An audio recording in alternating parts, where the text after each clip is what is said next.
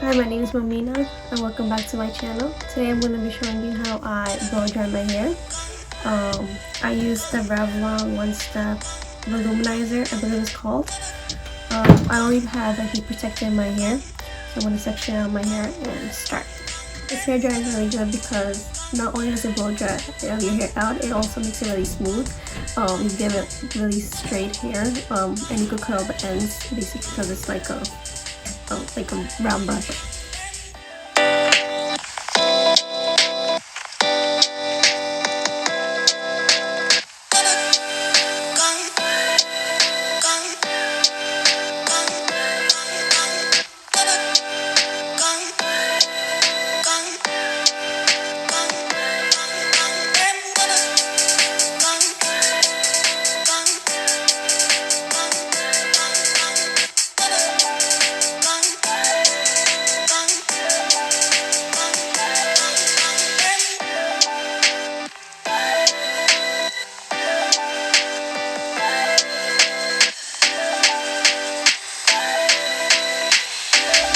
The great thing about this brush is that the brush is really big, it's huge, so you can grab really big sections and blow dry your hair, and it takes no time at all to do it.